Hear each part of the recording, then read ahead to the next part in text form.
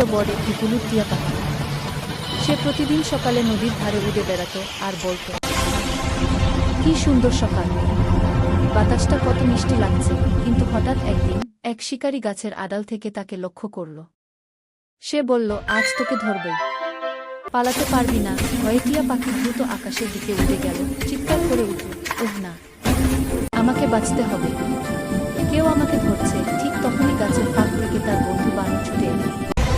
বানর বলল, ডরো না বন্ধু, আমি আসছি তোমার সাহায্যে। বানর শিকারীর সামনে ঝাঁপিয়ে পড়ে বলল, তাকে ছুঁইস না, এবার শিখে নে। শব্দ, ঝাঁপ, লড়াই, শিকারীর চিৎকার, শিকারী পালিয়ে গেল। আর টিয়া গাছের ডালে বসে বলল, ধন্যবাদ বন্ধু, তুমি না থাকলে আমি আজ মুক্ত হতাম না। যে বানর হেসে উত্তর দিল, আমি সবসময় তোমার পাশে থাকব বন্ধু। আনন্দে টিয়া আবার আকাশে উড়ে গেল, চিৎকার করে বলল, আমি আবাসবাদী, আকাশটা আমার। তারপর দুজনে নদীর ধারে বসে সূর্যাস্ত দেখছিল। বানর বলল, দেখছো, যখন আমরা একসাথে থাকি তখন কিছুই অসম্ভব নয়। শেষে টিয়া ও বানর একসাথে লাফাতে লাফাতে বলল, বন্ধুত্বই সবচেয়ে বড় শক্তি।